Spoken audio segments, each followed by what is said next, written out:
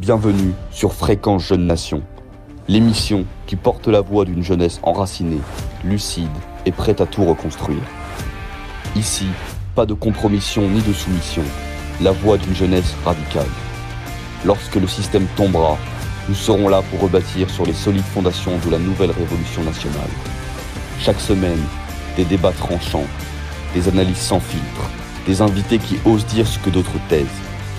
Si vous en avez assez du mensonge, du renoncement, de la soumission, et que vous croyez à la force de la vérité, du courage et de l'identité, alors cette émission est la vôtre. Fréquence Jeune Nation, c'est plus qu'une radio, c'est un point de ralliement. Connectez-vous, montez le son et entrez dans la lutte. Amis nationalistes, bonjour et bienvenue dans ce nouvel épisode de Fréquence Jeune Nation, l'émission des jeunes nationalistes. Alors aujourd'hui nous avons plusieurs invités. Alors comme la dernière fois nous avons nos amis Bruce, Karl et Koba et notre ami Jacques. Alors, bonsoir à vous. Bonsoir Hilda, bonsoir à tous les auditeurs. Bonsoir à tous et bonsoir à tous les auditeurs. Bonsoir Hilda, bonsoir à tous les auditeurs. Bonjour Hilda et bonjour à tous les auditeurs et à tous les participants. Bon, alors nous avons un autre invité aussi aujourd'hui qui est Alexandre Inger,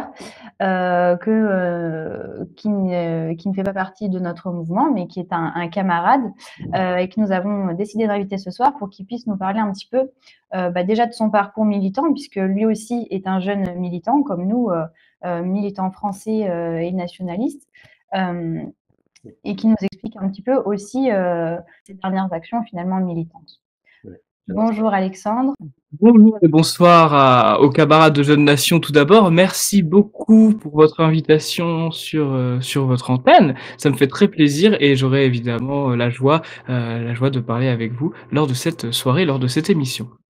Très bien, alors on va pouvoir commencer. Moi, j'aurais d'abord des questions à poser à Alexandre.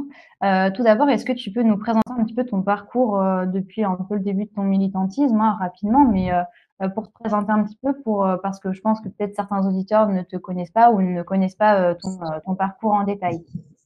Oui, tout à fait. Bonsoir Hilda, merci beaucoup de m'avoir posé cette question. Alors globalement, mon parcours politique, je pense un peu comme vous, un peu comme ceux qui nous écoutent aussi. Je suis tombé dans la politique un peu quand j'étais petit. Peut-être pas aussi jeune qu'Obélix avec la marmite pour faire de référence gauloise, mais disons que dès que j'ai eu Internet, c'est-à-dire vers l'âge de 11 ans, j'ai découvert évidemment le diable qui n'a qu'un œil, soi-disant, à savoir Jean-Marie Le Pen, qui est tout sauf le diable, puisque j'ai réussi à grandir, comme beaucoup de ma génération, sans la télévision et donc sans la culpabilité de passer pour le méchant. Cette génération désinhibée qui assume radicalement et authentiquement sa pensée. Lorsque j'ai découvert Jean-Marie Le Pen et ses discours, j'ai été vraiment très heureux de voir à quel point il visait juste, à quel point ce qu'il disait avait du sens, à quel point ce qu'il disait avait du vrai et avait du bon. Alors certainement, j'avais 11 ans, je ne pouvais pas tout comprendre, mais déjà le personnage m'intriguait, déjà ce qu'il disait m'intéressait, parce que ça ne ressemblait pas à ce que disaient les autres adultes qui font de la politique. Bon, pour parler de mon parcours de manière plus précise, là je vous ai expliqué comment j'ai eu mes idées.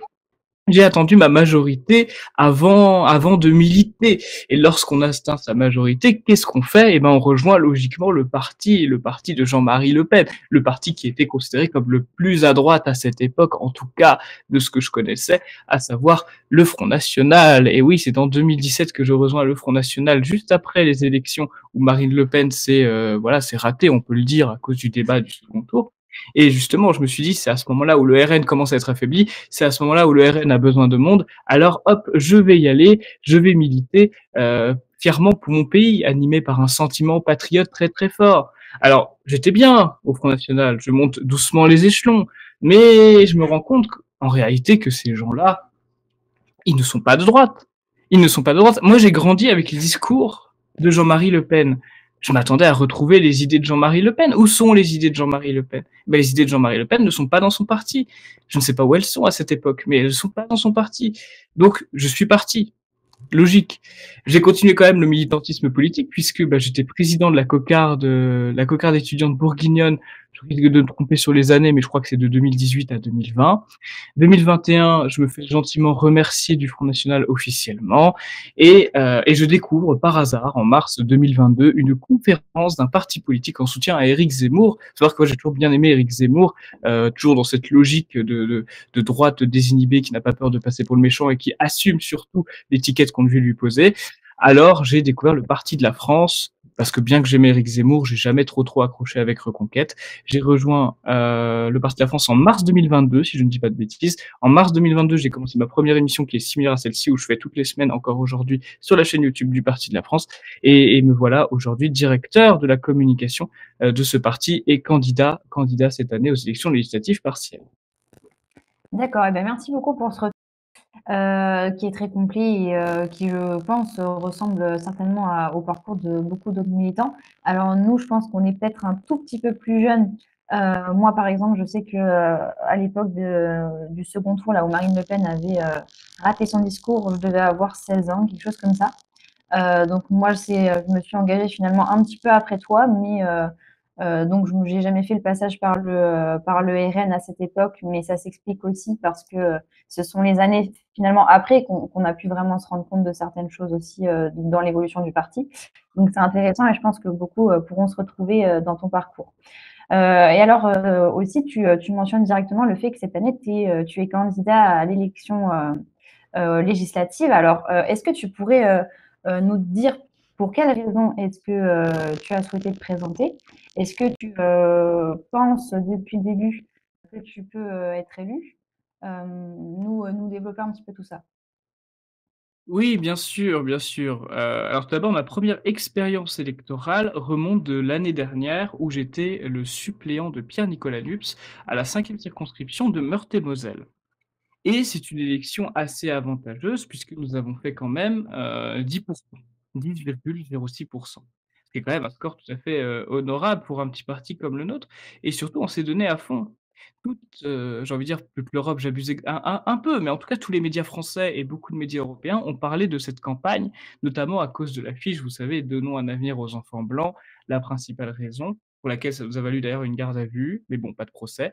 Et nous avons fait 10%, et donc on a montré enfin aux Français que l'électorat voulait de la vraie droite et ne voulait pas du Rassemblement national. D'ailleurs, je lis beaucoup sur internet on a fait 10% parce qu'il n'y avait pas de candidat RN face à nous. C'est totalement faux.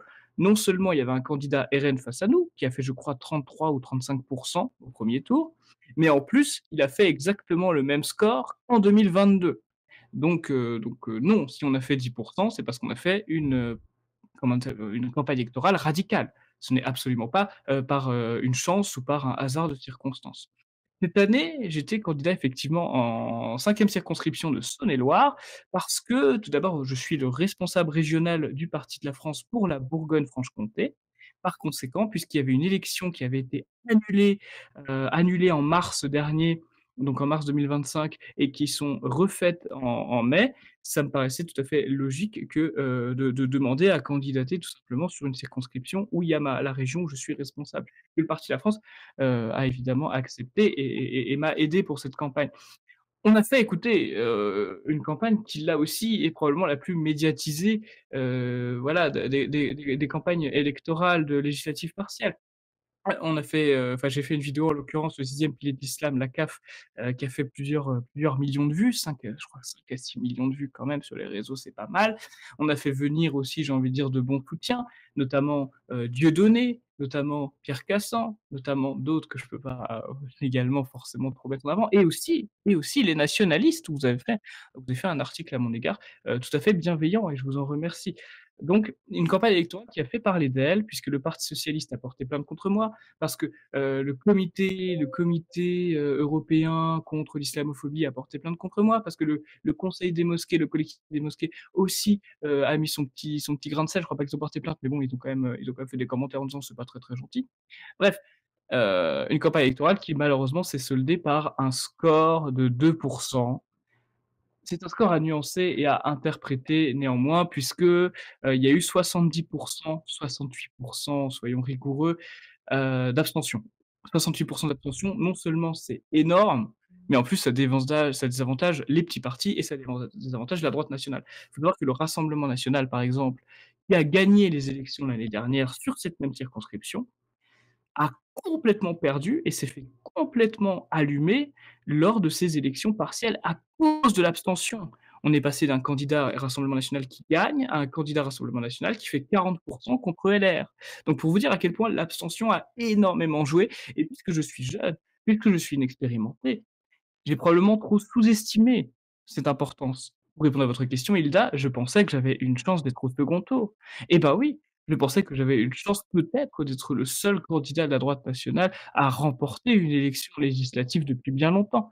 Et oui, Hilda, je pensais pouvoir gagner naïvement, mais malheureusement, l'abstention m'a beaucoup trop achevé. 2%, c'est un score à relativiser, comme je le disais, parce que le RN a perdu également, mais parce que j'ai battu 3 candidats également, mais parce que malgré tout, ma campagne électorale fait que on me reconnaît beaucoup plus et qu'on sait beaucoup plus qui je suis et les retours que j'ai sont très, très bienveillants. D'ailleurs, personne n'a été déçu du résultat.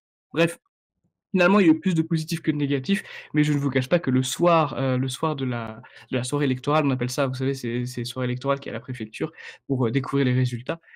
Oui, le soir électoral, je n'étais pas bien, je m'attendais à un score beaucoup plus élevé. Mais bon, 2%, ça reste pas mal dans des contextes aussi difficiles, et ça veut dire que dans un contexte normal, le Parti de la France pourrait envisager de présenter plus de 50 candidats, et que chacun de ces candidats, puisqu'on a trouvé maintenant comment faire, pourront, pourront dépasser 1%. Moi, il me vient immédiatement une question lorsque tu nous parles un peu de ta campagne. Déjà, c'est que tu avais fait déjà une campagne précédente, vous aviez fait 10% avec le PDF, le Parti de la France. Donc là, il y avait un candidat Rassemblement national, comme tu nous l'indiquais à ce moment-là. Mais est-ce que déjà, il y avait un candidat Reconquête, par exemple? Et là, pareil, dans ta nouvelle élection, où là, tu as fait que 2%, est-ce qu'il y avait également d'autres candidats de droite, d'extrême droite, comme le qualifient les médias, en tout cas plus à droite que le Rassemblement national? Donc tu nous as bien précisé son évolution et qui aujourd'hui est clairement un parti dont on pourrait dire qu'il est de gauche, ou en tout cas de centre droit, centre gauche, comme Marine Le Pen l'a défini elle-même. Donc est-ce que dans cette élection, il y avait par exemple un parti Reconquête ou autre qui s'est présenté pour faire concurrence? Ah, effectivement, l'année dernière, il n'y avait pas de candidat d'extrême droite autre que le Rassemblement national et le Parti de la France. Cette année, il y en a eu. En fait, pour être tout à fait transparent avec vous, cette année, il y a eu 9 candidats. Bah, je ne sais pas si vous vous en rendez compte, mais 9 candidats, c'est beaucoup. C'est vraiment pas mal. Donc 9 candidats, et oui, il y avait notamment la candidate des Patriotes, qui s'appelle Nathalie Zic. Pas de mauvais jeu de mots, s'il vous plaît. Qui était tout à fait adorable, tout à fait sympathique. C'est avec elle que j'ai passé la soirée électorale. C'est avec elle qu'on a découvert les résultats ensemble. Elle a fait 1,17%, si je dis pas de bêtises. Moi, 2,07. Sans nul doute qu'on s'est un peu divisé nos voix, mais bon, à 1% près, j'allais dire, ça n'allait pas changer, ça n'allait pas changer grand chose. Mais voilà, c'était une candidate que j'ai trouvée tout à fait sincère, tout à fait patriote, tout à fait convaincante, et qui avait le courage d'assumer ses idées jusqu'au bout. Ce qui n'a pas été le cas des autres candidats, notamment du Rassemblement national, qui, je le rappelle, a déclaré à la télévision pendant cette campagne être favorable à la parité lors des élections municipales, y compris pour les petites communes. Quand même, c'est pas mal, et qui disait même que c'était une nécessité à la démocratie. Je ne sais pas si c'est de la stupidité ou de la malveillance, peut-être un peu des deux. Moi, je trouve ce retour particulièrement intéressant, même avec tout ton parcours qui précède, puisque ça montre que souvent on peut avoir des contacts ou des bonnes relations avec différentes petites structures. Même tu as été président de la Cocarde étudiante, alors qu'aujourd'hui tu es sur un parcours assez nationaliste. Pareil, tu as pu avoir un bon contact avec cette candidate du petit mouvement un peu d'extrême droite, un peu complotiste, les patriotes. Donc c'est assez sympathique. On voit qu'on arrive un peu à s'entendre quand même avec d'autres personnes, peu importe le parcours, notre radicalité, et que par contre vraiment aujourd'hui, en tout cas c'est mon sentiment, il y a une incompatibilité complète entre notre monde, un peu notre univers, et le Rassemblement national. Moi je sais que c'est complètement impossible, inimaginable même de faire une soirée, même amicale, avec des gens du Rassemblement national ou des jeunes du RNJ dans ma circonscription. Déjà parce qu'il y a une incompatibilité personnelle terrible. Voilà, c'est quelqu'un qui est un étranger, hein, étranger ethnique en tout cas, qui est président du RNJ localement. Il est secondé par le vice-responsable, qui est une personne qui s'identifie d'un sexe autre que celui de sa naissance. Donc là, c'est pour ma circonscription dans le Puy-de-Dôme.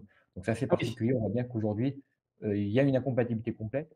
Pareil, je pense que la candidate du Rassemblement national n'aurait pas aimé te parler, t'adresser la parole ou même te rencontrer ou te croiser dans un couloir, de pas être pris en photo. Le Compatibilité. candidat RN aussi, c'est pour ça que cette élection elle est incroyable si vous voulez. Le candidat RN a porté plainte contre moi plus ou moins, enfin a déposé un référé liberté à mon encontre parce que la médiatisation a fait qu'on a parlé que de moi et le pauvre candidat RN, on n'a pas parlé de lui. Donc Jordan Bardella, il est venu sur la circonscription. Jordan Bardella, il a tendu mon bulletin de vote avec marqué Alexandringer, la France aux Français, chose que le RN aujourd'hui n'aurait pas les capacités de faire ou n'aurait pas le courage de le faire. Et il a dit, regardez, c'est des méthodes de voyous. Mon bulletin de vote, il ressemble un peu trop au nôtre. Faites attention, ne votez surtout pas Alexandringer, il est méchant. Votez plutôt Arnaud Sanvert, celui qui zozote. C'est beaucoup plus intéressant. Et donc, par conséquent, il a déposé un référé liberté, donc c'est-à-dire un jugement tous 48 heures. Je crois que vous connaissez Pierre-Marie Bonneau, donc vous devez être habitué. Et le juge, le magistrat, a déclaré que c'était non, que la sincérité du scrutin n'était pas remise en cause, que les deux bulletins de vote, on ne pouvait pas les confondre, et que globalement, ça servait à rien. Donc, ils ont essayé de faire annuler mon élection, le RN, quand même. Ils ont essayé de faire annuler mon élection, c'est pas rien. Voilà, petite anecdote pour la campagne. Et oui, Bruce, vous dites quelque chose d'intéressant. On peut s'entendre avec des gens du milieu qui pensent pas nécessairement comme nous. Vous savez, Dieudonné a soutenu ma candidature. Le nombre de commentaires que j'ai reçus qui me disaient, mais quel intérêt de s'afficher avec Dieudonné, quel intérêt vous avez à faire ça? Écoutez, moi je ne savais pas qu'il fallait fréquenter les gens par intérêt.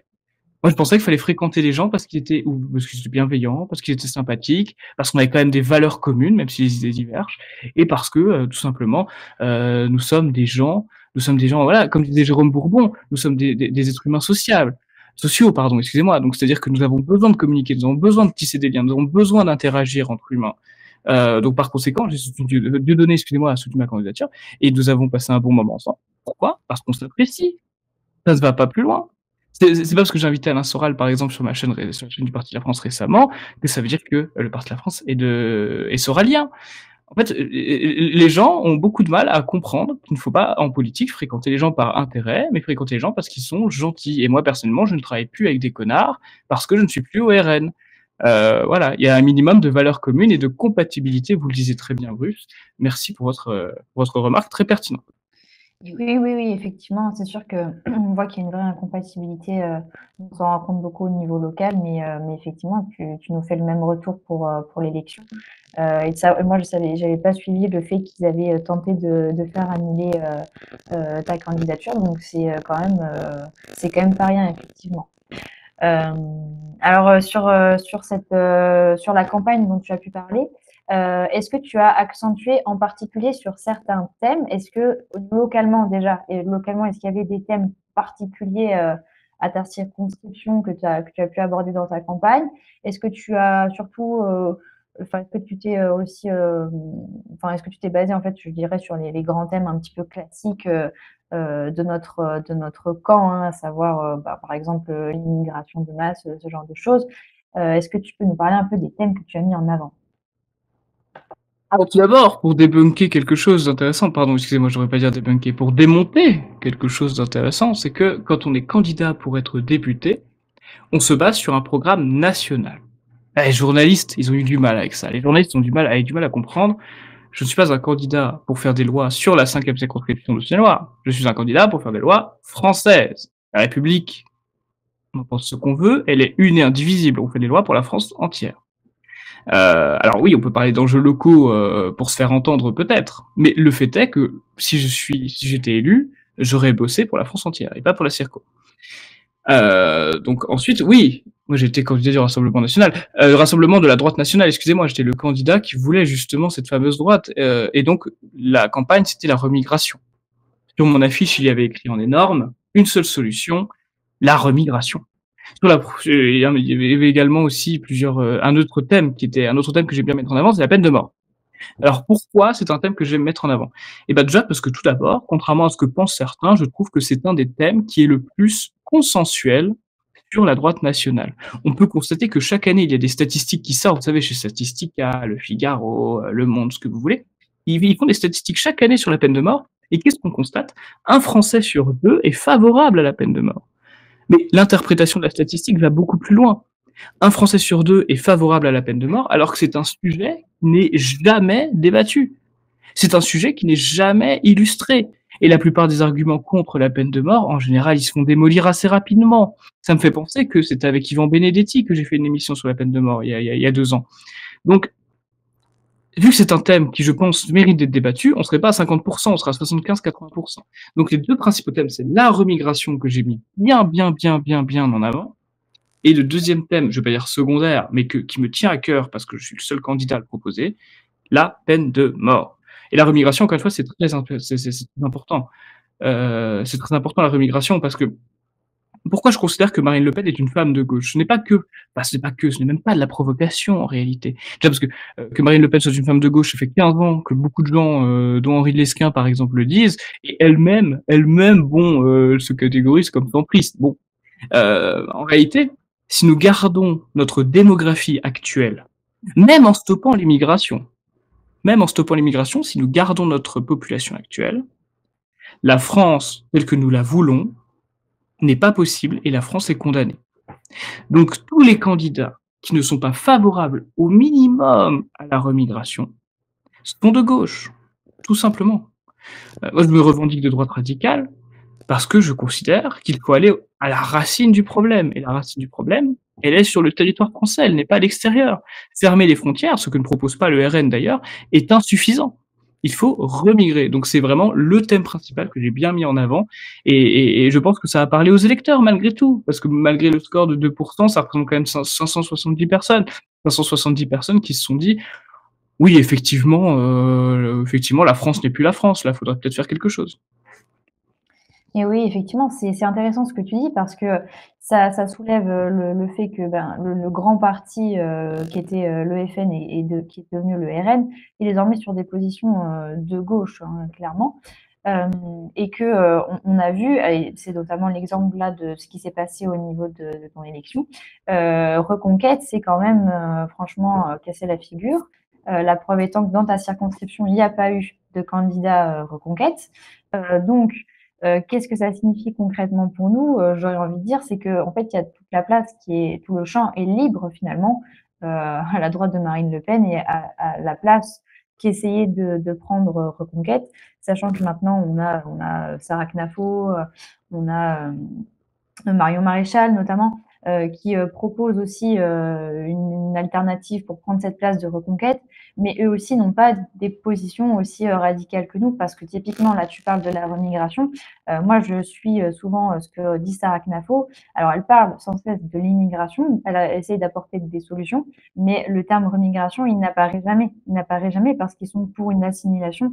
Et d'ailleurs, Zemmour se dit lui-même un petit juif berbère venu de l'autre côté de la Méditerranée. Donc, par définition, voilà, on sait très bien que de leur personnalité même, ce serait compliqué pour eux d'aller jusqu'à cette idée de remigration. Donc, moi, la question que je voudrais te poser, c'est est-ce que tu penses que, du fait aussi qu'on a vu et tu as pu constater que des fois, des structures plus petites et pourtant différentes, hein, par exemple les Patriotes, le PDF, on pourrait penser à nous, les nationalistes, et encore d'autres structures parfois simplement locales, pourraient, à l'heure actuelle, prendre cette place. C'est-à-dire que même si on ne forme pas en tant que tel un mouvement unitaire, on a quand même une famille de pensée assez proche, on arrive à se parler de plus en plus, à avoir des initiatives communes. Hein. Là, par exemple, on t'invite sur notre émission qui est toute jeune, hein, mais voilà, c'est des petites choses comme ça, des liens qui se tissent.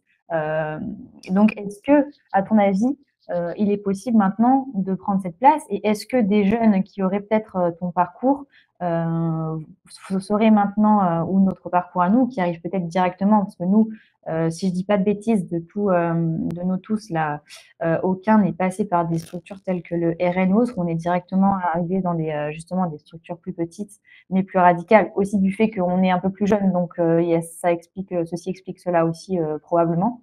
Et donc, est-ce que les jeunes maintenant qui arriveraient pourraient avoir cette dynamique de se rendre compte que le champ est libre finalement pour notre école de pensée, pour notre camp et pour finalement la droite radicale?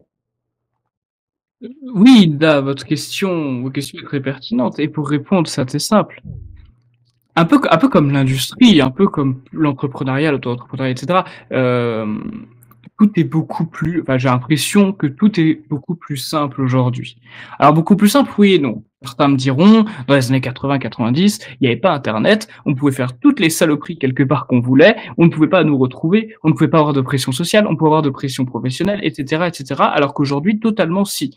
Euh, voilà, moi, comme beaucoup dans votre mouvement ou dans le nôtre, on est totalement grillé pour beaucoup de choses.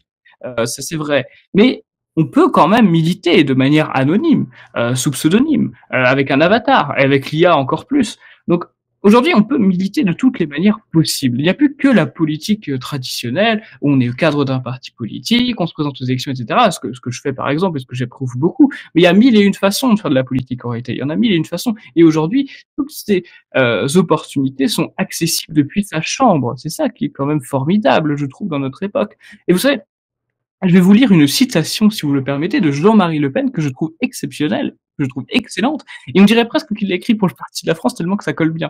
Je vais vous lire la citation de Jean-Marie Le Pen. Il nous dit, un parti politique, contrairement à ce qu'affirment des gens qui n'ont approché le pouvoir que de très loin, ce n'est pas seulement fait pour prendre le pouvoir. C'est certes un objectif admirable, mais sa mission est aussi d'influer dans la vie politique de son temps, de retarder ce qui est mauvais, d'accélérer ce qui est bon. Et en l'occurrence, sur un marché relativement libre, le fait de nous disputer les voix lors des élections oblige les autres partis à tenir compte de ce que nous sommes, voire, dans certains cas, à s'aligner sur nous ou même à phagocyter nos idées. Jean-Marie Le Pen a fait cette phrase et je la trouve exceptionnelle parce qu'elle déclare exactement ce dont nous avons besoin. Il y a un créneau de libre.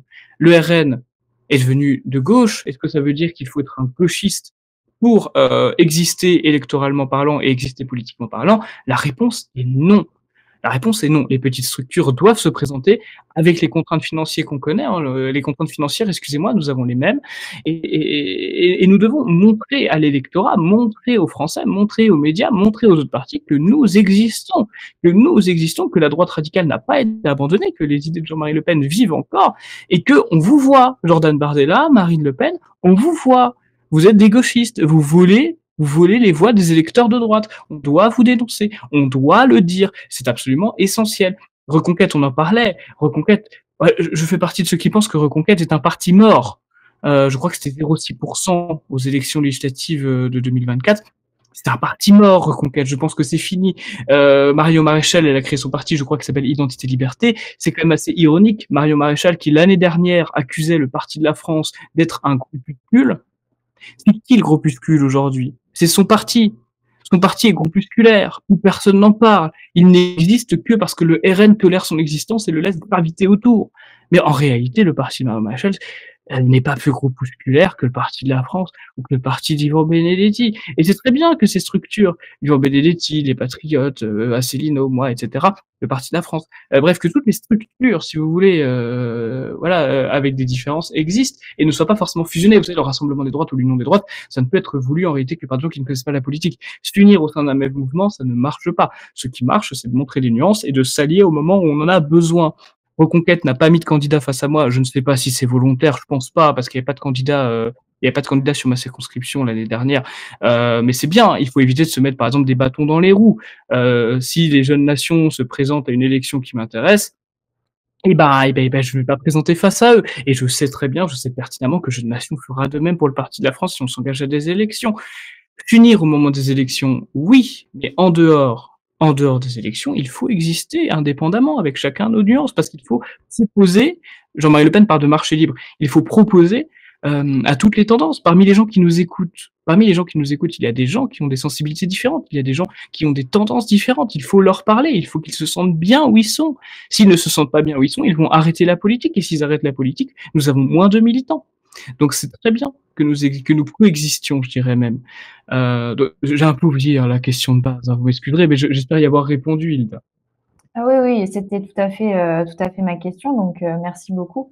Et Koba, je me permets de t'interroger sur cette thématique aussi. Est-ce que toi, de ton côté, tu penses que, effectivement, un peu comme Alexandre, qu'il y a éventuellement une place à prendre, que ça nécessite, alors pas effectivement, comme le dit Alexandre, une union toutes nos petites structures plus ou moins grandes au sein d'un même mouvement, puisque de toute façon, c'est pas réalisable et comme le dit Alexandre, il est fortement souhaitable aussi que les diverses tendances soient représentées.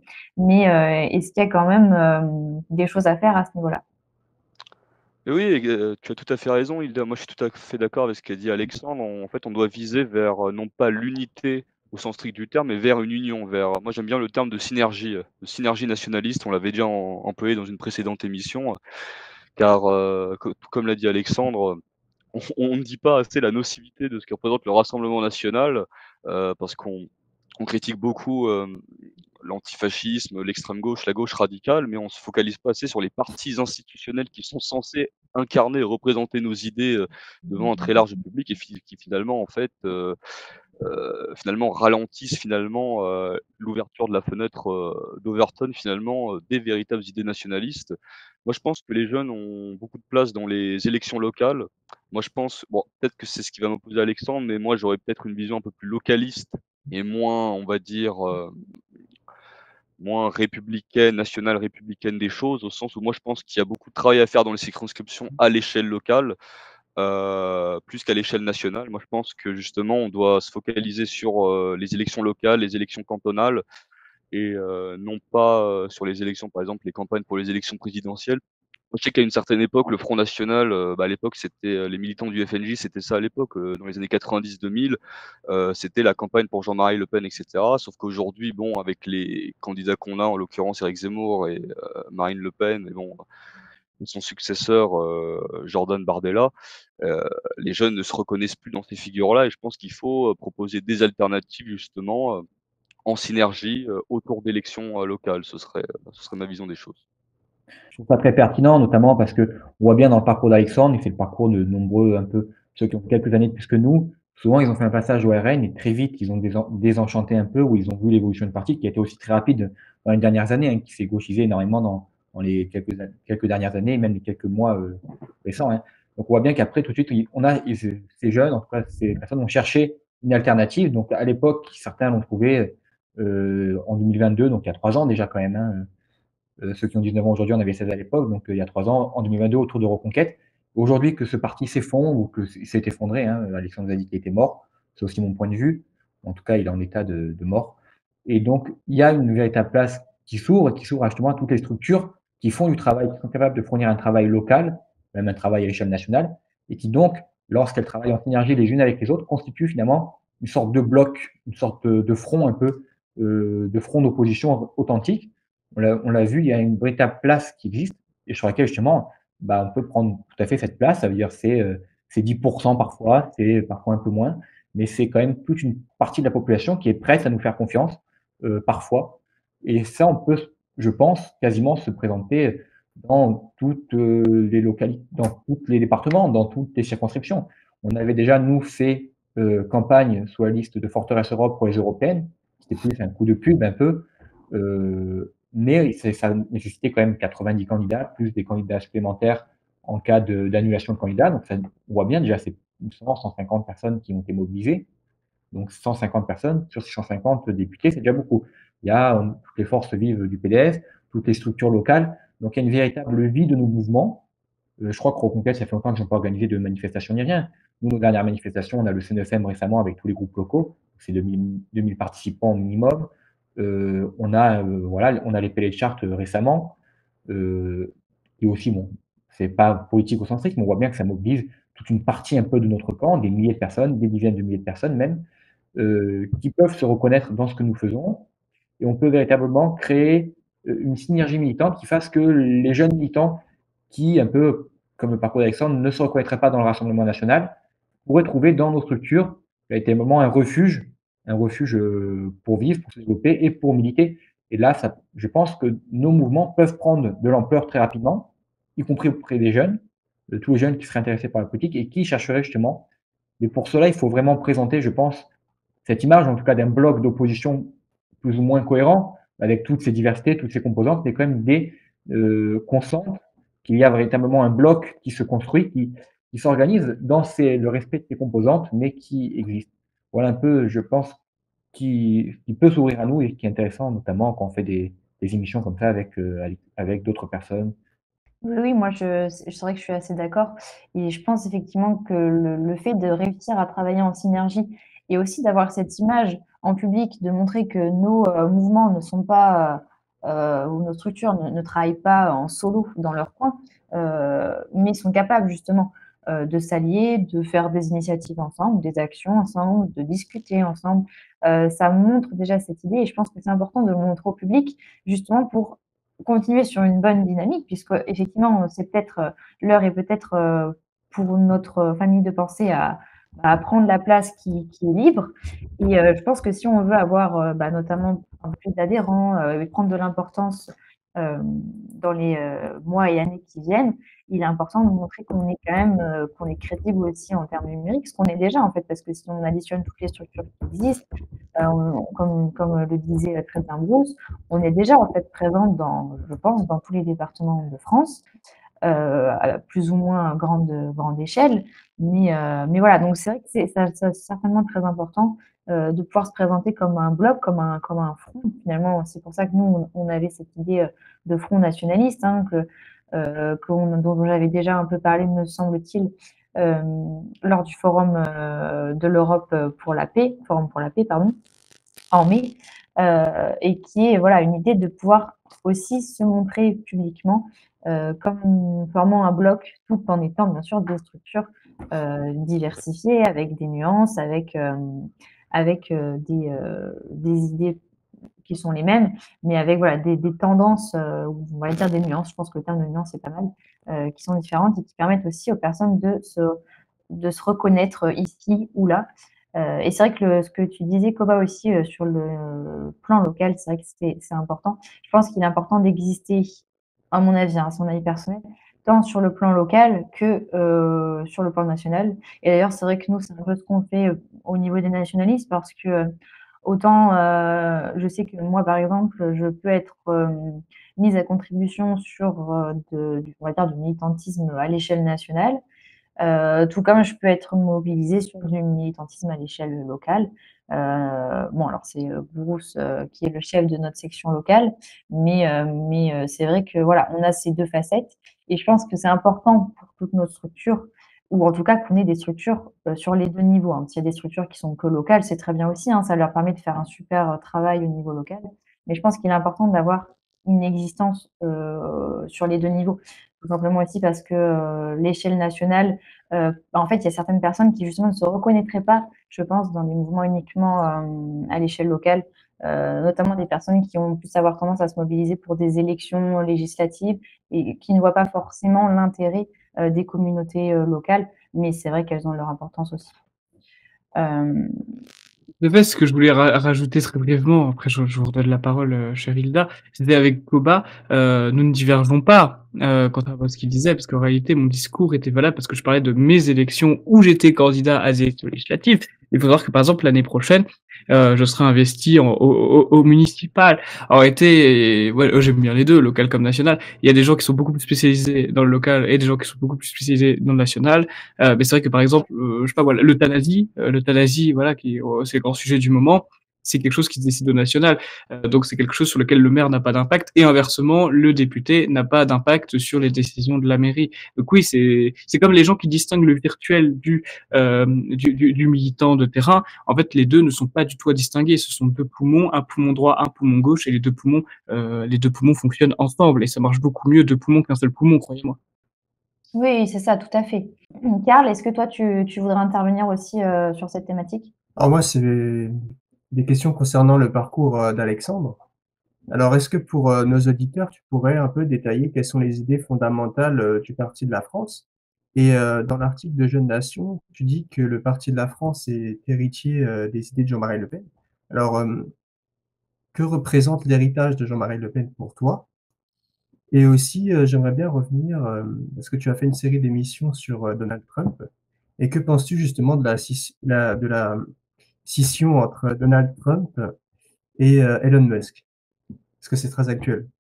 J'attendais cette question. Oui, oui, alors je préfère la réponse facile en disant attendez le 20 du mois pour savoir ce que je veux dire sur Trump, mais non, j'ai quand même faire une petite réponse. J'ai vu que la Russie, enfin un parlementaire russe, là il y a 2 heures, avait proposé à Elon Musk le droit d'asile, enfin l'asile politique. Effectivement, on a vu que Musk et Trump sont en gros clash. Il y a Musk qui dit oui, je vais révéler des histoires qui montrent que Trump est dans l'affaire Epstein. Il y a Trump qui dit écoutez, Elon Musk évidemment que c'est un salut nazi. Bon, ils s'entretuent, et c'est dommage. Ce côté puéril est vraiment très dommage parce que les deux ensemble, c'est vraiment une force incroyable. C'était prévisible en réalité qu'ils se déchirent déjà. Ils se sont déchirés en 2017 déjà pour le premier mandat. On se rappelle à cause du traité de Paris. Donc c'est assez prévisible finalement qu'ils se déchirent. Ça reste quand même deux égaux, un industriel extrêmement puissant qui aide financièrement certains partis en Europe, je crois, l'AfD et le parti britannique, et un autre qui fait son taf pour les Américains notamment. Donc c'est vrai qu'en tant qu'Européens, on serait peut-être plus tenté, j'ai envie de dire, de soutenir Elon Musk en lui disant, regarde, en France aussi, c'est la merde, viens nous donner un petit peu de sous. Même si c'est compliqué en France, parce que vous savez qu'il y a des réglementations extrêmement strictes par rapport aux dons. Mais d'un autre côté, force est de constater que Trump ne fait qu'appliquer son programme. Il l'avait dit que les voitures électriques, c'était poubelle. Il y en a d'autres qui vont nous dire, oui, mais Elon Musk, il a prêté 300 millions de dollars à Donald Trump pour sa campagne. Oui, mais depuis que Trump est élu, comment on appelle ça, la capitalisation boursière d'Elon Musk a gagné 200 milliards. 300 millions de dollars investis, 200 milliards de dollars rapportés. Bon, vous comprenez bien que l'investissement est ultra rentable. C'est même l'investissement peut-être le plus rentable que Musk n'ait fait de sa vie, sans le moindre doute. Donc, écoutez, c'est compliqué. Il faut qu'on en discute avec des cadres. Certains cadres du Parti de la France, je crois, ont plus une tendance pro-Trump, d'autres un peu plus pro-Musk. Si vous me demandez mon avis personnel, j'aime beaucoup les deux. Elon Musk est un petit peu mon chouchou, je dois l'admettre, mais c'est mon chouchou pas pour des raisons politiques. Donc, pour des raisons politiques, je vais plutôt m'aligner sur Donald Trump. Pour l'instant, en tout cas, on va voir les révélations qui seront faites aussi, parce qu'il y a quand même, on n'a pas tous les éléments du dossier, hein, ça va être fait. Mais je le déplore. Voilà, je déplore. Ça va pas aider la guerre en Ukraine, certainement pas. Ça va pas aider les relations diplomatiques qu'il y aura entre l'Europe et les États-Unis. C'est quelque chose ça va être compliqué.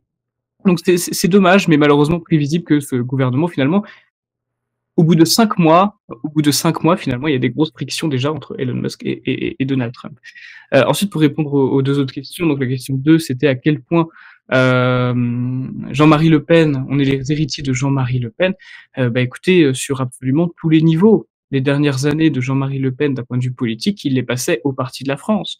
Jean-Marie Le Pen allait aux événements du Parti de la France, le Parti de la France allait chez Jean-Marie Le Pen.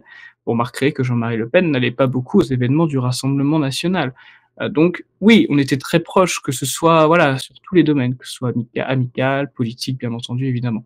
Nous l'avons toujours vu comme un visionnaire. Je rappelle qu'on parle quand même d'un homme qui a tout prévu par rapport à l'Union européenne, qui a tout prévu par rapport à l'invasion migratoire, qui a dit dès 2004, pas 14, 4, que l'Ukraine allait se faire, enfin que Poutine allait attaquer l'Ukraine si l'OTAN faisait trop les malins. Ça, c'est dans une interview de Rivarol justement. Donc oui, on parle de quelqu'un qui résonne. Ces discours résonnaient chez moi quand j'étais jeune, ça résonne chez tous les cadres du Parti de la France.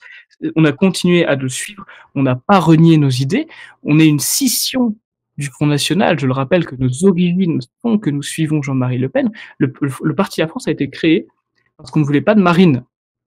C'est ça la création du Parti de la France. Ce sont des cadres du Front National qui ont quitté le Front National pour créer le Parti de la France parce qu'ils ne voulaient pas de Marine Le Pen. Nous, on voulait clairement Bruno Gollnisch pour succéder à Jean-Marie Le Pen.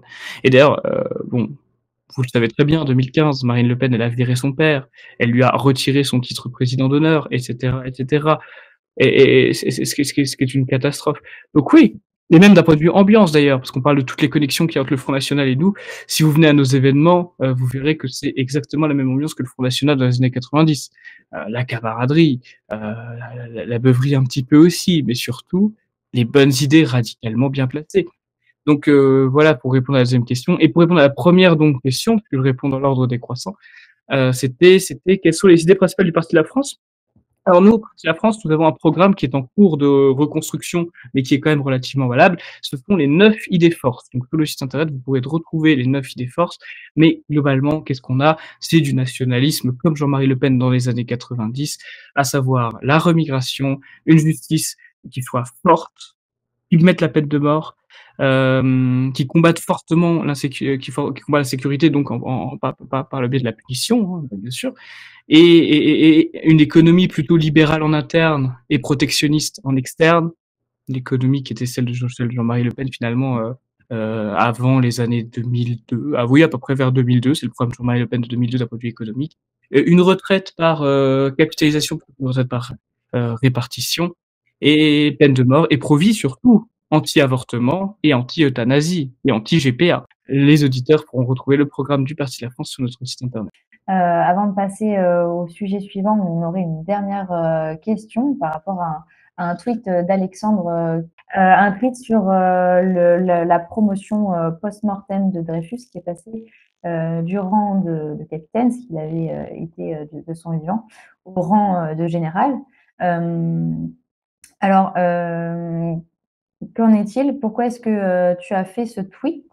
Je pense que certains te diraient quel intérêt as-tu trouvé à faire ce tweet à part passer pour un antisémite?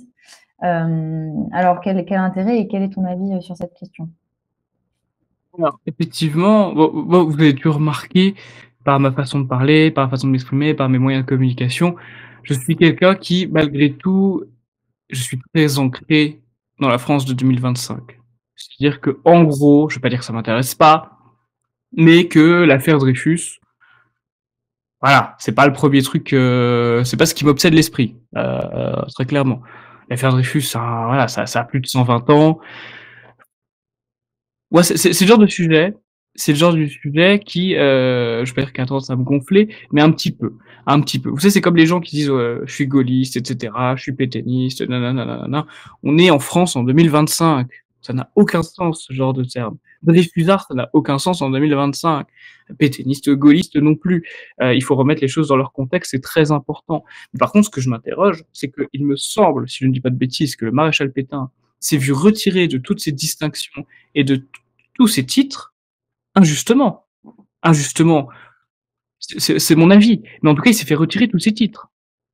Pourquoi est-ce que nous passons d'un capitaine à un général de brigade en 2025, comme si ça servait à quelque chose, comme si sa famille qui l'a côtoyé était encore en vie? Moi, je trouve que ça sert à rien. Et ce tweet, en réalité, qu'est-ce qu'il dénonce? Il dénonce que si on doit faire du révisionnisme de distinction, il faut le faire pour tous. Il faut remettre les titres au maréchal Pétain. C'est quelque chose que personnellement j'aurais eu plus tendance à faire, voilà, que de faire une promotion gigantesque à Dreyfus. Vous avez dû remarquer, ça fait à peu près un mois que je découvre activement l'outil Twitter. C'est un outil que je trouve assez formidable, hein, finalement. Elon Musk a fait quand même du bon travail, hein, parce qu'il y a beaucoup moins de gauchistes, la plupart des gauchistes sont partis, et les droitards, on peut s'amuser. Donc je m'amuse à faire des tweets qui font plusieurs millions de vues parfois, et j'en suis fortement content. Mais c'est un outil c'est un réseau plutôt, voilà, c'est un réseau et qui permet de s'exprimer, je vais pas dire librement parce que malheureusement il y a la justice, etc. Mais je suis content de voir que ce tweet n'a pas eu de censure. Alors que si je l'avais écrit sur Facebook, par exemple, il y a quelques années, je suis persuadé que mon compte Facebook aurait, comme d'autres comptes que j'ai pu avoir, sauté. Donc, l'expression de la liberté a fait que j'ai pu me permettre de dire, oui, entre nommer Dreyfus général et rendre le titre de maréchal à Philippe Pétain, bah moi j'aurais plutôt rendu le titre de maréchal à Philippe Pétain parce que je pense que je pense que c'est beaucoup plus pertinent. C'est parce que le titre de maréchal, il l'a vraiment mérité, il l'a vraiment eu la récompense, etc. S'interroger sur l'affaire Dreyfus en 2025, c'est vraiment être en déconnexion complète avec les besoins des Français, à mon humble avis. Oui, d'autant plus que cette promotion de Dreyfus intervient juste après les émeutes du PSG, les émeutes violentes du PSG. Et on constate d'autant plus, pour rebondir un peu sur ce qu'on disait tout à l'heure, sur le reniement du Rassemblement national et la place qui se libère, que le Rassemblement national ne s'est pas du tout opposé à cette mesure complètement absurde de promotion de Dreyfus, une affaire qui a plus d'un siècle, largement plus d'un siècle, qui a permis quand même justement toute cette attaque un peu contre l'ordre traditionnel. À l'époque, c'était l'armée, la patrie, la famille, mais aujourd'hui, c'est le même ordre traditionnel qui est attaqué avec justement toutes ces folies LGBT, puisque je crois que c'est le mois des fiertés actuellement, ou quelque chose du genre. Donc c'est vraiment cette affaire qui a permis l'attaque contre l'ordre traditionnel. On voit justement que l'Assemblée nationale ne s'est pas opposé à ça, à cette mesure absurde, qui intervient d'ailleurs juste après les émeutes du PSG, suite à la victoire du PSG en Ligue des Champions, dont on peut peut-être dire quelques mots. Oui, effectivement, c'est vrai que je voulais aussi qu'on aborde ce sujet-là. Moi, j'ai eu la joie d'entendre les émeutiers le soir du match qui ont commencé à lancer des pétards ou je sais, à crier dans la rue, à hurler jusqu'à je ne sais quelle heure. Et étant à Clermont-Ferrand, d'ailleurs, c'est amusant, ils ont rien trouvé de mieux à faire. Alors, comme la statue de Vercingétorix, c'est un petit peu trop haute, à mon avis, pour qu'ils aillent grimper dessus, ils ont rien trouvé de mieux à faire que de casser enfin, d'essayer de vandaliser un vieux carrousel qui est place de Jaude, hein, donc la grande place de la ville, qui est là pour les enfants, hein, tout simplement. Mais c'est à ça qu'ils s'en sont pris, donc j'ai trouvé ça très étonnant. Alors, qu'est-ce qu'on peut dire? Alors, je ne sais pas qui veut intervenir sur ce sujet. Ce qu'on peut dire sur ça. Bien, oui. Alors, sur cette question des émeutes du PSG, où la faune et la flore locale ont pu s'exprimer de manière artistique, on va dire, il est à noter d'abord que ça n'est pas du tout imprévisible, pas du tout une surprise. Mais d'ailleurs, ça avait déjà été le cas peu de temps avant le comité du 9 mai du 2025, où pour une victoire d'un club parisien aussi, il y avait eu quelques petites festivités légèrement bruyantes. Donc là, une nouvelle pour 2025. En 2024, ça avait été des Afghans qui avaient fait une émeute parce que, selon des informations, euh, un des leurs était mort et la police n'allait pas assez vite. Donc j'avais eu cette information-là. Donc on voit bien qu'à chaque fois c'est prévisible, mais les autorités ne font pas ce qui est normal. L'arrestation de ceux qui sont multirécidivistes, la force brute pour empêcher les émeutiers de faire leur basse besogne. Et puis là, ce qui est nouveau, en tout cas ce qui s'exprime encore plus clairement, c'est qu'ils ont des représentants à l'Assemblée nationale, hein. Les députés LFI, à défaut de représenter les Français, représentent les envahisseurs, y compris, et les défendent, y compris quand ceux-ci pillent, défoncent, contribuent à la mort de 3 innocents. Et pas de minute de silence, hein, bien sûr, parce que sinon c'est la récupération d'extrêmes ultra-giga droite, hein. Voilà, l'horreur, quasiment le nazisme, comme dirait l'autre. Alors que franchement, on voit bien que, bon, tout ceci est un véritable crachat à la France. Et comme l'a d'ailleurs dit le site Jeune Nation, ce ne sont pas des gilets jaunes sans gilet, en réponse à un article particulièrement bizarre de Égalité et Réconciliation qui voulait les défendre. L'article de Jeune Nation dit mais ce ne sont pas des révolutionnaires, ce sont juste des gens qui profitent de leur statut de privilégié pour piller et insulter la population qui les a accueillis, qui d'ailleurs pourrait être en tort d'être aussi clémente avec de tels parasites. On n'imagine pas ce genre de scène en Russie, ou même en Ukraine peut-être, hein, peut-être que même en Ukraine, la chose qui les réconcilierait les deux, ce serait de constater qu'il y a un petit souci en France. Au Maghreb, bon là c'est encore moins possible. En Chine, bon là c'est bref, bon, et dans les pays d'Afrique noire, voilà, tenus par des chefs violents, on va dire. C'est pas possible, hein. Au sud, c'est le soleil. Donc voilà, en termes de Salvador, encore moins, et les États-Unis, ça dépend des États, j'imagine. Donc tout ceci n'est pas une crise qui vient de nulle part, une des manifestations de ce grand remplacement, cette guerre raciale qui consiste à prendre le territoire et à montrer son impunité. Donc il va falloir, comme dit l'adage, si tu veux la paix prépare la guerre, si vis pacem para bellum, être prêt à en découdre pour faire comprendre à certains que nous ne sommes pas des gens qui tolérons les pillages dans notre pays. Et donc les seuls à proposer la solution qui sur le long terme réglera le problème, c'est-à-dire la remigration de ces populations nuisibles, c'est les nationalistes. On peut rajouter à ce projet un petit projet très démocrate, très participatif, comme diraient certains, comme dirait l'autre, qui est le projet Guyane, consiste à expédier certaines de ces populations dans un camp en Guyane afin de leur apprendre la politesse. Voilà, donc le climat sera assez dur d'ailleurs. Donc, c'est d'ailleurs ce qu'a fait Darmanin pour les trafiquants de drogue et les islamistes. Laurent Wauquiez propose Saint-Pierre-et-Miquelon, mais la Guyane est un bon endroit. Donc, il est grand temps que les Français cessent de se laisser faire. Et voilà, donc les nationalistes proposent la solution qui marchera à long terme, la remigration et le retour de l'ordre, le vrai, et pas comme celui de l'ordre qui tolère ses amitiés, mais expulse des gens pour des motifs douteux, comme on le verra tout à l'heure. Oui, je pense que ces émeutes sont la traduction, finalement de l'évolution, de la population, française, hein, tout simplement, hein. C'est très factuel, c'est très empirique et le seul problème, c'est que, malgré ce genre d'événement, on s'inquiète, du peu de lucidité finalement, que peuvent avoir, les Français par rapport à ces événements. On peut citer en référence les émeutes de 2005.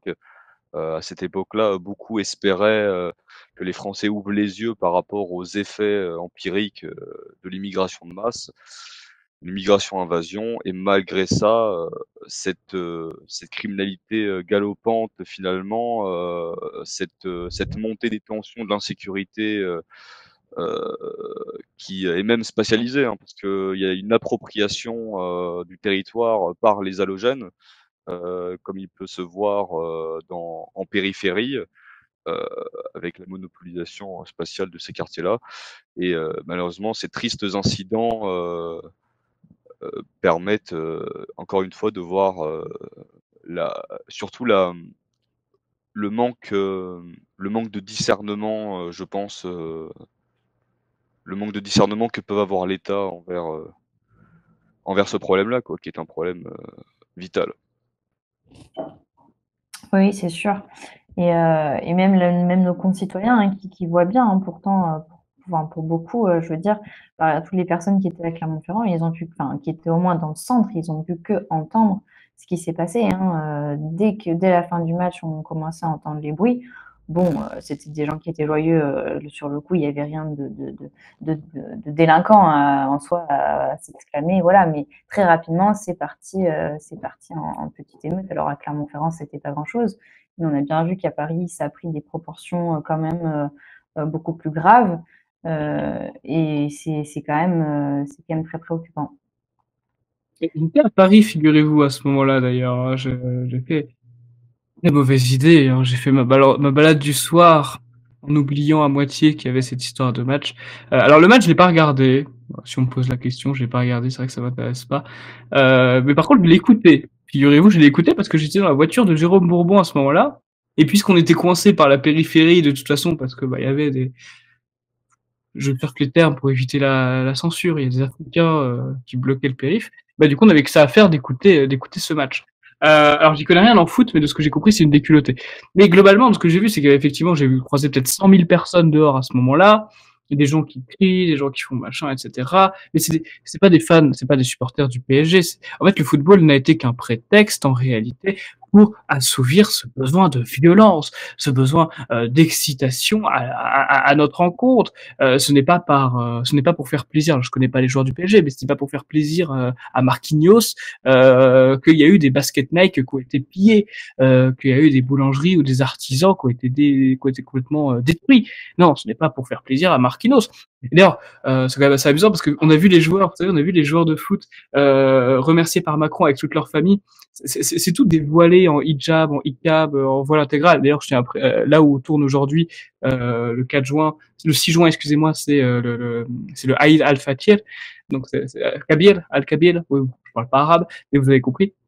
Donc c'est juste symptomatique d'une islamisation franche de la France. Et on rappelle que les milieux musulmans sont extrêmement investis, excusez-moi, dans le milieu associatif et sportif. On a trop tendance à négliger l'importance des musulmans et dans le milieu associatif et dans le milieu sportif. Ça, c'est un problème de une. Et de deux, oui, évidemment on fait venir 400 000, si vous voulez, 400 000 migrants par an. La plupart de ces migrants sont totalement anti-blancs, anti-européens et ont la détestation du territoire où ils sont, alors que bon, on rappelle que s'ils ont fui leur pays, c'est peut-être parce que c'est de la merde aussi. Faut peut-être quand même le rappeler. C'était qu'un prétexte pour nous chier à la gueule. C'était qu'un prétexte pour montrer qu'ils étaient nombreux, qu'ils n'avaient pas peur d'expliquer que oui, on pouvait détruire le petit commerce et globalement, leur place, je pense pas forcément que leur place ce soit en garde à vue. Je pense que leur place, c'est dans un avion, un aller simple pour l'Afrique, tout simplement. Mais oui, tout à fait. Et puis, ça me fait du coup penser, et on va pouvoir embrayer sur le dernier sujet de ce soir, que les OQTF, l'État, quand il le souhaite, il est bien capable de les appliquer, il est bien capable de renvoyer des personnes dans leur pays.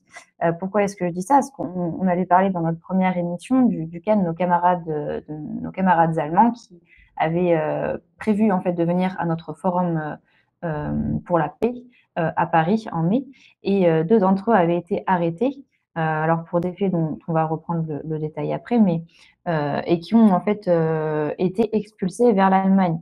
Donc pour des faits en réalité quasiment inexistants en réalité, hein. Et donc là, on a bien vu que dans ce cadre-là, l'État est bien capable d'appliquer, enfin en tout cas de renvoyer des personnes chez eux, de les expulser, sachant que ça prend des moyens qui sont effectivement quand même considérables. On ne va pas le nier. Il faut tout de même avoir un avion avec des policiers, faire venir les personnes menotées. Donc ça demande quelques moyens, mais quand l'État le souhaite, il est tout à fait capable de les mettre en place. Oui, on va laisser Pierre-Marie Bonneau, qui va arriver rapidement dans l'émission, pour faire une courte intervention, je vous propose, et qui nous répondront un peu rapidement sur son intervention rapidement. Bonsoir à tous, amis et camarades. J'interviens donc pour vous faire un petit point sur la situation de nos deux camarades allemands qui ont fait l'objet de poursuites à l'occasion de leur déplacement en France pour assister à la fois au Forum de la paix en Europe et à la manifestation du C9M, puis à celle en l'honneur de Sainte Jeanne d'Arc. Contrairement à ce que la presse a indiqué, ils n'ont pas été interpellés en marge de l'une de ces activités, mais bien antérieurement.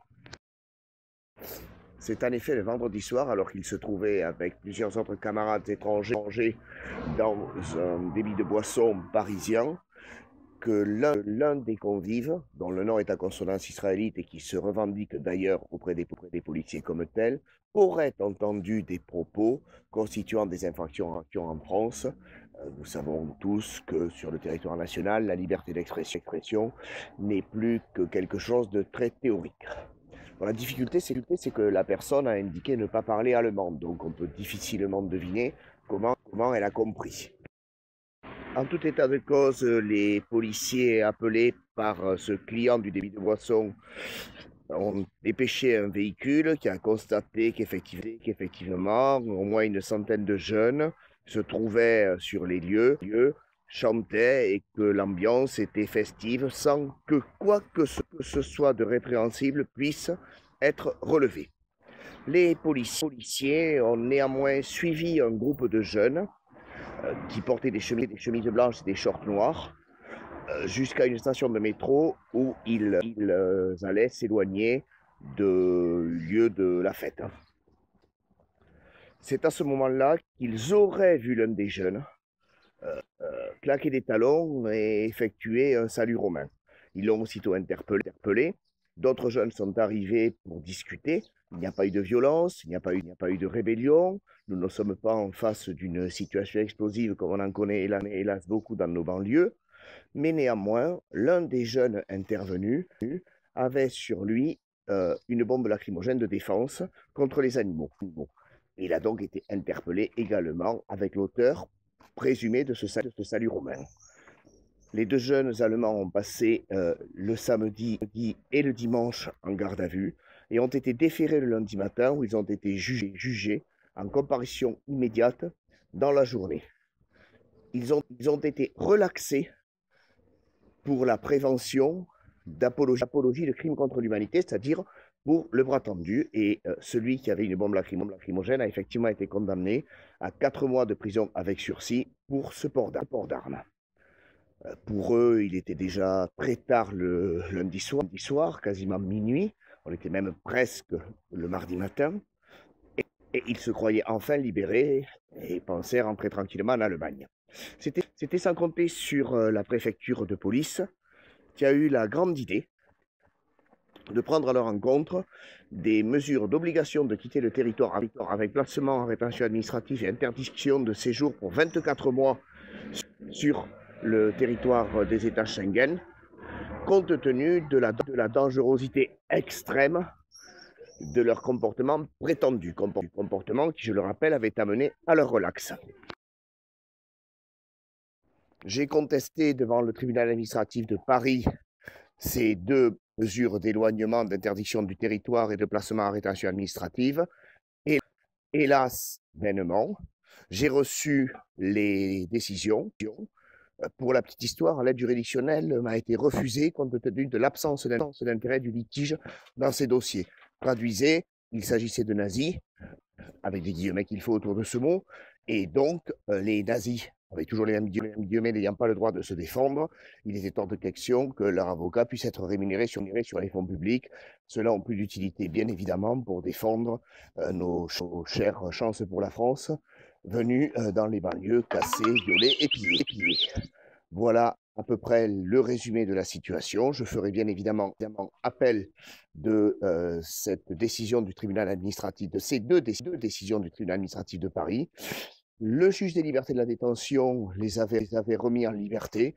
Hélas, la Cour d'appel de Paris, sur un appel suspensif du parquet, a refusé cela. Et ils sont donc, après 8 jours de placement en rétention, puisqu'ils sont repartis le mardi suivant, pas le mardi premier jour de leur rétention, le mardi suivant. Ils sont donc maintenant libres et en Allemagne, mais toujours frappés jusqu'à ce que la Cour d'appel ait, je l'espère, réformé la décision du tribunal administratif d'une interdiction de 24 mois de se déplacer dans tout pays hors d'Allemagne. Telle est la situation, et voilà l'état des libertés en France actuellement. Pour rebondir sur cette affaire en étant très simple, je dirais qu'on pourrait appeler ça le sens des priorités républicaines. Puisque d'un côté, des criminels sexuels ou trafiquants de drogue violents peuvent ne pas avoir de réelle application de la loi, mais un Allemand qui fait potentiellement un lever de bras est la cible de la République. Donc, je pense que ce genre d'affaire résume parfaitement notre situation, où il vaut mieux être un criminel sexuel violent qu'un patriote allemand ou français en France. Mais ça prend des fois des proportions plus fortes, il me semble, par exemple, pour prendre un exemple encore plus hallucinant, de la chanteuse Alison Chablot, qui avait été interdite de territoire français pendant 40 ans pour une chanson. Voilà, c'est, je pense, un peu le résumé de cette situation assez ahurissante. Oui, merci beaucoup, Jacques. C'est vrai que c'est assez ahurissant et moi, je suis bien curieuse de voir les peines que vont avoir les personnes qui ont commis tous les dégâts qu'on sait après la victoire du PSG. Et je suis bien curieuse aussi de savoir s'ils vont avoir droit à l'aide juridictionnelle, ce qui ne m'étonnerait pas du tout, puisque je sais très bien de sources sûres que l'aide juridictionnelle n'est pas refusée à ce genre de personnes. Et d'ailleurs, je signale au passage que généralement, les bureaux d'aide juridictionnelle, c'est-à-dire les organes qui ils sont au sein des tribunaux, sont les organes publics qui attribuent ou non les aides juridictionnelles, c'est-à-dire l'aide qui permet de prendre en charge les honoraires d'avocats pour les personnes qui sont dans des situations de précarité. Alors en réalité, la plupart de ces bureaux d'aide juridictionnelle, contrairement à ce qu'ils affirment, même parfois aux magistrats eux-mêmes, prennent des décisions relativement arbitraires, c'est-à-dire que normalement, il y a des critères, il y a des barèmes à respecter, mais dans la réalité des faits, et aussi, alors ce qui est quand même pas forcément complètement idiot ou mauvais dans le sens où il y a parfois des personnes qui sont dans des situations vraiment très atypiques et qui ne rentrent pas, disons, dans les catégories qui sont prévues, mais ça, voilà, il y a quand même des barèmes normalement à respecter.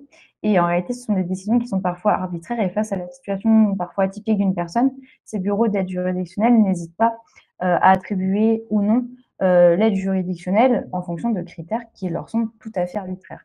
Donc ça, c'est un élément qui est peu connu, mais qui est réel. Et je suis bien curieuse de savoir si les casseurs vont avoir l'aide juridictionnelle dans le cadre des dégâts commis après la victoire du PSG.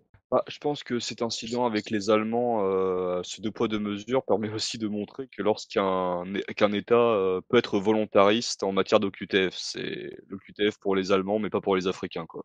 Oui, moi je peux même préciser, le projet de remigration est tout à fait possible, non seulement pour des personnes qui donc, n'ont pas commis de crimes ou de délits, puisque nos 2 camarades allemands ont été relâchés, excepté un des 2, puisqu'ils étaient 2 à avoir le problème finalement d'avoir une garde à vue et des conséquences judiciaires, excepté un des 2 qui a été condamné pour le port d'une lacrymogène, hein. Donc le port d'une lacrymogène à Paris, bon, quand on sait que quand on arrive généralement d'Allemagne, on passe peut-être par l'aéroport Charles de Gaulle et que pour venir en France, on va prendre le RER qui va à Saint-Denis ou autre. Bon, ils se sont peut-être retrouvés les seuls blancs dans la trame de RER. Donc on peut comprendre qu'il y ait quelques inquiétudes, ou que du moins, ils choisissent de porter une lacrymogène. Mais en tout cas, l'un des deux n'avait aucune condamnation, n'avait commis aucun délit, puisqu'il avait été relaxé en comparaison immédiate, il a bien été jugé, et donc il n'a commis aucun délit, et pourtant il a été, j'ai envie de dire, remigré en Allemagne, il a été expulsé en Allemagne.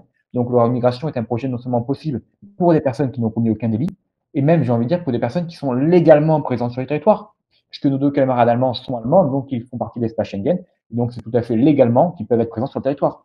Donc le projet de remigration, dont on nous dit qu'il est impossible à mettre en œuvre, etc., on voit bien que c'est simplement une question de volonté politique. Lorsqu'on a la volonté politique de mettre en œuvre les OQTF, de les appliquer, et même d'en prononcer pour des personnes, puisque souvent, alors que des étrangers commettent des délits, on ne leur met pas d'OQTF parce que le délit n'est pas assez grave, ou parce que malgré tout, ils sont présents légalement avec un visa de travail ou autre. Non, le projet de remigration est possible pour ces catégories de personnes, premièrement. Donc oui, après, il y a bien le 2 poids 2 mesures qui est intéressant. Et ce qui est intéressant aussi, c'est que finalement, tout ce placement en centre administrative, tout ce processus qui succède à la garde à vue de 48 heures a été mis en place finalement par le préfet de police de Paris, donc Laurent Nunez. C'est clairement ça qui est intéressant à relever, c'est vraiment une décision préfectorale, hein, le centre de détention administrative, donc c'est Laurent Nunez. Et je trouve ça intéressant parce que c'est un peu une vengeance finalement de la part de ce préfet, un abus de pouvoir, autrement dit, hein, on pourrait dire. Il avait interdit la manifestation du 9 mai, l'hommage précisément à Sébastien Lesieux.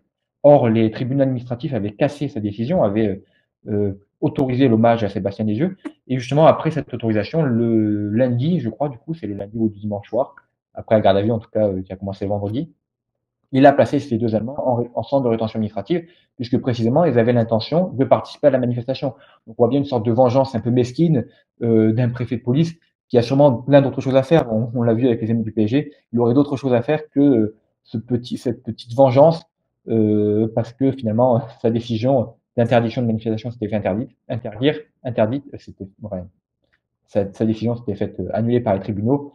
Il aurait d'autres choses à faire que se venger. Il aurait d'ailleurs aussi d'autres choses à faire que d'interdire des manifestations qui ne causent aucun dommage à l'ordre public, si ce n'est à leur ordre public immatériel, c'est-à-dire qui porterait atteinte à des pseudo-valeurs universelles, à une pseudo-conscience de l'humanité. Bref, voilà un peu justement. Mais c'est aussi la preuve que nous représentons quelque chose. Nous représentons quelque chose quand nous présentons les élections. Nous représentons quelque chose dans la rue. Nous représentons quelque chose vis-à-vis du Rassemblement national avec le petit bulletin d'Alexandre pour lequel la Jordan s'était plaint. Nous représentons quelque chose vis-à-vis du pouvoir qui cherche à nous interdire nos manifestations, qui veut dissoudre nos structures. C'est la dissolution de Mouvement populaire qui est en cours, je crois, actuellement, qui justement veut un peu nous persécuter, comme on voit cette persécution des Allemands. Nous représentons vraiment quelque chose pour notre peuple, pour nos ennemis, et vis-à-vis de l'histoire aussi, je pense. Voilà un peu moi ce que je dirais pour terminer mon intervention. Oui, c'est bien de rappeler qu'on représente quelque chose et que l'État ne s'y trompe pas pour être aussi hystérique dans les mesures de répression. Je rajouterais juste une petite chose, c'est que la France a refusé d'extrader l'antifa ultra-violent Gino, qui avait participé à un passage à tabac à coups de marteau dans le crâne de quelqu'un à Budapest. Donc voilà, la France protège des terroristes antifa. D'ailleurs, l'une d'entre elles est devenue députée européenne, Iliera Saris. Donc l'autre, donc elle est italienne et l'autre est un italo-albanais. Donc la France préfère protéger les droits d'un agresseur à coups de marteau plutôt que de gens qui n'ont commis, comme le dit Bruce, aucun crime, aucun délit, quoi que ce soit. Enfin, sauf le port de lacrymo, mais qui, bon, enfin, c'est refusé à certains, accepté pour d'autres, j'imagine, accordé à d'autres. Et voilà, donc c'est un. Et oui, on parle aussi des émeutiers qui ont contribué malheureusement à la mort de 3 personnes. Un stage de citoyenneté sera peut-être la sanction, hein, pour dire que ce n'est pas bien de casser des vitres. Voilà, donc c'est un bon résumé. Et pour une note un peu positive, déjà je pourrais dire au moins on ne parle pas allemand. Pour revenir très brièvement sur ce qu'a dit tout à l'heure sur la synergie, tout ceci nous montre face à la répression, il faut être unis et ne jamais céder aux esprits boutiquiers. C'est un peu l'esprit du Front nationaliste qui avait été abordé d'ailleurs par Yvan Benetti au Forum de la paix, c'est-à-dire toutes les structures de bon sens doivent s'allier, un peu comme dans l'esprit du compromis nationaliste de Charles Maurras, qui consiste à être dans une logique du bien commun au-dessus des biens particuliers. Voilà. Bah, je pense que ce qu'il faut absolument retenir, c'est vraiment cette idée déjà abordée, celle de synergie nationaliste ou bien de front, renouer un peu avec cet esprit, pour rester dans la thématique avec Jean-Marie Le Pen, cette idée de front national tel qu'il était véhiculé dès 1972 à l'époque, où un petit groupuscule nationaliste révolutionnaire a réussi à pousser une logique de fédération des forces hétéroclites de l'opposition nationale dans un cadre commun, dans un cadre dirigé contre le système socialo-communiste, comme avait l'habitude de dire Jean-Marie Le Pen à l'époque. Donc moi je pense que cette idée de front nationaliste, de participation aux élections locales est absolument importante pour une jeunesse, pour incarner nos idées sur le plan pratique, auprès des habitants, auprès des Français, pour montrer aux indigènes gaulois qu'ils ont encore des représentants, de justes représentants. Écoutez, moi, ça a été un plaisir de faire cette émission avec vous. Je vous remercie généreusement pour je vous remercie, pardon, pour votre générosité, sur l'émission des Jeunes Nationalistes, une nouvelle série d'émissions qui s'annonce. Je crois que c'est l'épisode 2, hein, si je me trompe pas. Les succès du premier épisode sont tout à fait encourageants. Et sachez bien évidemment que vous avez aussi votre place à mon émission si vous souhaitez un jour participer, Hilda, Bruce ou autre. Évidemment, vous avez votre place. Si vous voulez venir un jour, n'hésitez pas, vous avez mon contact. En attendant, moi j'étais heureux de pouvoir présenter un petit peu le parcours du Parti de la France et ce que nous incarnons également. Et si, chers auditeurs, vous suivez aussi bien le mouvement de Benedetti et le mouvement de Thomas Joly, alors là, je pense que vous avez tous les outils en main pour être le parfait militant, pour être le parfait nationaliste. Mais merci beaucoup pour ta présence. On est ravis de t'avoir reçu. Et ce sera avec plaisir que l'un des nôtres pourra venir si tu le souhaites un jour. Voilà, nous, ça a été très enrichissant aussi. Et bien, du coup, Karl, je vais te laisser le mot de conclusion. Alors moi aussi, j'appelle à cette synergie nationaliste, peu importe la division politique ou religieuse qu'on peut avoir dans notre mouvance. Et je veux rebondir aussi sur ce que disait Koba. Il ne faut pas hésiter à s'engager au niveau régional, mais aussi en tant que maire, et même parfois sans étiquette, car ça permet de mettre en œuvre plus d'actions à notre profit. C'est même ce qui est le plus utile en fait, maire parfois. C'est même plus utile qu'au niveau national. Merci beaucoup, merci Ami, merci à tous les auditeurs aussi qui nous ont écoutés. C'était un plaisir pour nous de faire cette émission, de recevoir Alexandre. Et c'est avec hâte qu'on vous donne rendez-vous pour la prochaine émission. N'hésitez pas bien sûr à suivre Alexandre sur les réseaux sociaux et aussi à vous abonner à Fréquence d'une Nation sur YouTube, Odyssée et sur notre canal Telegram. Vous avez la possibilité de laisser des messages, des questions auxquelles nous pouvons répondre au cours des émissions. Bonne soirée à tous et salutations nationalistes. Vous étiez à l'écoute de Fréquence Jeune Nation, la voix des jeunes militants enracinés. Pour écouter toutes nos émissions et suivre nos communiqués, rejoignez notre canal Telegram officiel, @Fréquence Jeune Nation.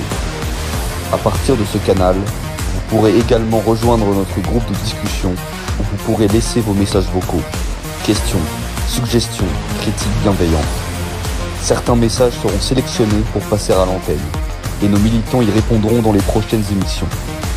Faites entendre votre voix, participez, engagez-vous. À très bientôt sur Fréquence Jeune Nation.